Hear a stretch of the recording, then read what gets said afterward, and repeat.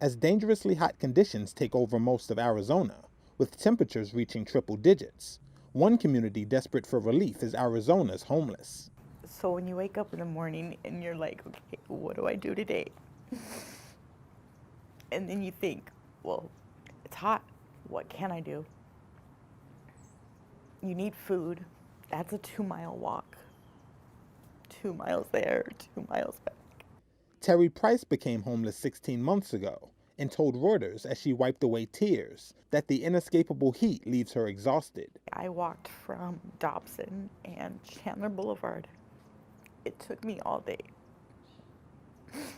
to get back. Like, I left at 8 o'clock in the morning, and it took me all day. Exhausted. Totally exhausted.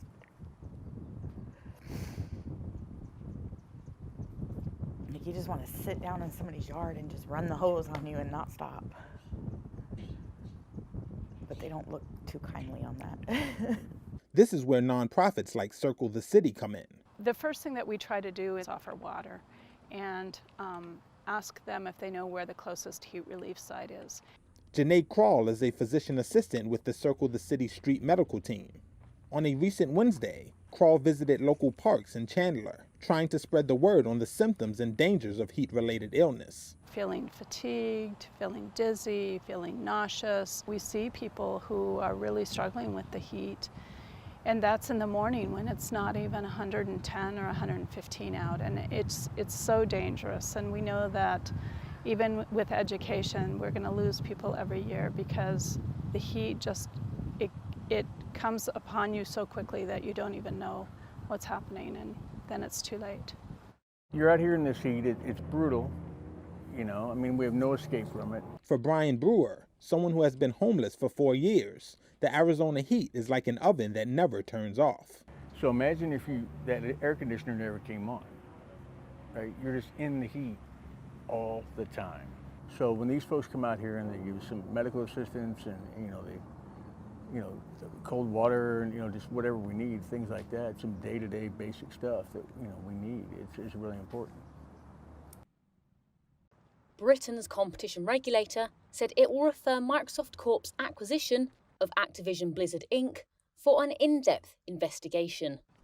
The merger, costing Microsoft $69 billion, is considered the biggest ever gaming industry deal.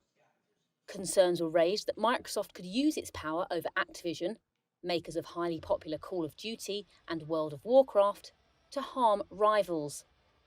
The UK watchdog said competition could be reduced in gaming consoles, multi-game subscription services, and cloud gaming services. Both Microsoft and Activision said they will continue to cooperate with the Competitions and Markets Authority and have been given a September the 8th deadline to respond. Industry leader Sony has voiced concern about the future of Call of Duty. Despite the CMA's concerns, Activision Chief Executive Bobby Kotick still expects the deal to close in Microsoft's financial year to June 20, 2023. Microsoft, makers of the Xbox video console, branded gaming as the most dynamic and exciting category in entertainment. The tech giant said a thorough review of the deal would boost confidence in its closure, which would be positive for competition. The deal will add other heavyweight franchises such as Overwatch and Candy Crush to Microsoft's roster, making it an even more powerful competitor to Sony and Nintendo. U.S. stocks eked out a slight gain on Thursday, with the S&P 500 snapping a 4-session losing streak in a late-day rally as investors looked ahead to a key jobs report on Friday. The Dow ended nearly 0.5% higher, the S&P 500 finished up 0.3%, but the Nasdaq ended down 0.25%. Data on Thursday showed weekly jobless claims fell more than expected last week and layoffs dropped in August. Tim Courtney, Chief Financial Officer at Exential Wealth Advisors, said that data and a likely strong non-farm payrolls report on Friday will give the Federal Reserve more cushion to continue its aggressive interest rate hikes even at the risk of a potential recession. my prediction is that, the jobs numbers have continued to be good and have surprised to the upside. My guess would be we're still in that mode. It's still tight. I think the jobless number has gone down about 0.5% from the beginning of the year to the last reading. My guess is we're going to get another strong number.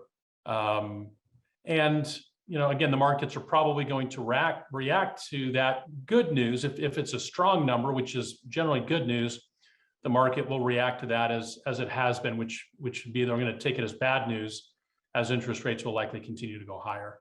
Weighing on the NASDAQ were chip makers led by a more than 7.5% fall in shares of NVIDIA after the United States imposed an export ban on some top AI chips to China. Shares of Snap posted another big gain after soaring the day prior on the news it will slash its workforce by 20%. And a bad day for a couple of consumer staples stocks as Hormel Foods fell more than 6.5% after cutting its full-year profit forecast. And shares of Campbell Soup fell 2% after posting a 2023 profit forecast that came in below estimates. After years of user demands for an edit button, Twitter said on Thursday that it will test a feature that will allow paid subscribers to edit their tweets after they've been sent.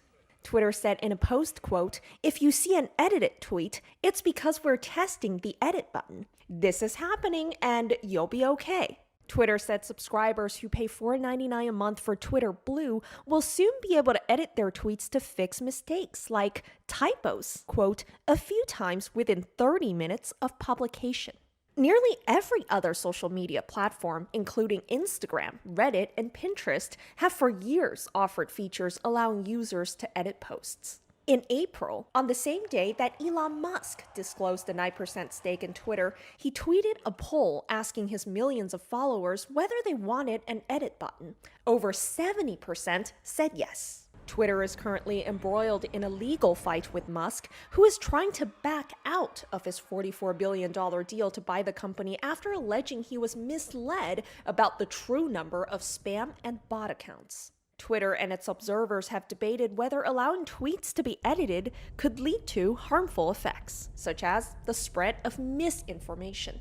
Twitter said edited tweets will have an icon and timestamp to display when the post was last edited. Users will be able to click on the label of an edited tweet and see the edit history and previous versions of the post.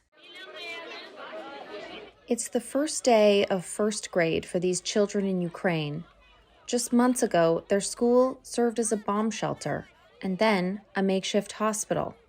Local residents hid here from Russian forces. Now, it's welcoming back students for the school year, with the shelter still intact as the war rages on. Parents say all they can do is hope for the best. We don't have a right to project our fears on our children. I saw the bomb shelter. It's in good condition. I hope the children won't have to go in there, but they have to learn and be among their peers.